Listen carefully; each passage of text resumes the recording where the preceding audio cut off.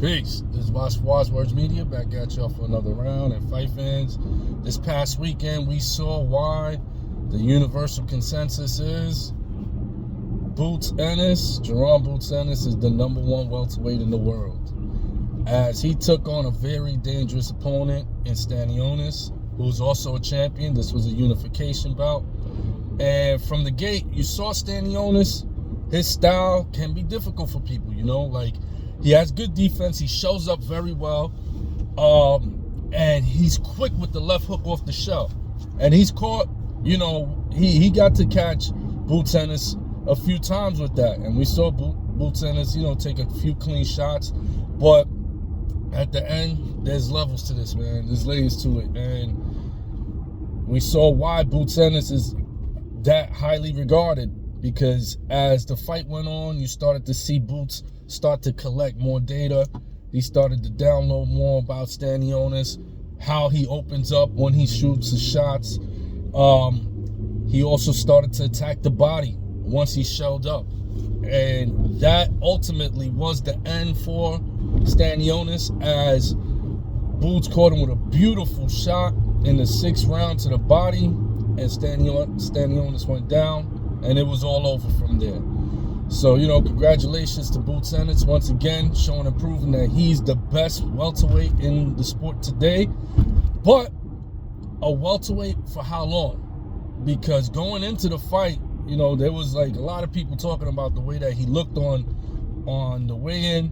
He looked in the weigh-in, he looked like he was struggling to make the weight. And then eventually, I believe it was his father that did say they're not sure how long they're going to stay at 47, because, it took a toll making that weight. So, with that established, what's next for Ennis? I believe they are going to try to clean out the division. So, maybe 1 or 2 more fights left. A couple more fights left, maybe. But if he continues to have trouble to make the weight, then we may get the Virgil Ortiz fight a lot sooner than we expected. Virgil Ortiz and Boots Ennis were in some kind of rumblings. There was some kind of talks about them going at it a couple months back. But Boots Ennis said no. He got unfinished business, rightfully so. His goal was to unify, or if he can stay long enough, become undisputed and collect all the belts. But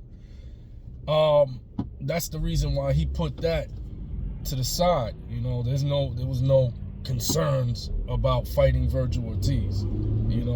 Ortiz is a good fighter, but again, there's levels to this, and I think Boots Ennis is on a higher, he's on a higher pedigree than Virgil Ortiz is. But that remains to be seen. They shall get it on one of these days. But 54, even if he moves to 54 and you don't take the Ortiz fight immediately, there's so many great fights at 54. It's one of the most loaded divisions in boxing today. Just to name a few, you got Tim Tszyu, who came off a win a couple weeks back, as he beat Joey Spencer in his return back home to Australia. You got Tim Tszyu. You got the Towering Inferno, Sebastian Fundora. You got Fundora, Tim Tszyu. You got guys like Errol Spence, who needs, a dancing partner to make a big splash at 54. You got Errol Spence, and then you got the king of boxing himself, who said he will return to 154 after his Canelo fight in September, none other than Terrence Crawford. So, and we can't forget about Jamel Charlo. So there's some fights. There's some fights. Even a tough fight with like a Brian Castano.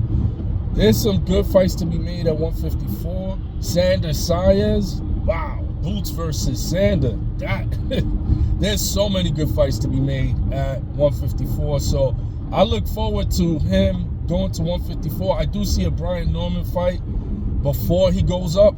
But if he just can't make the weight, he just can't make the weight. It's not worth sacrificing when you're going to be at a lesser level when you get into the ring on fight night because you couldn't make the weight.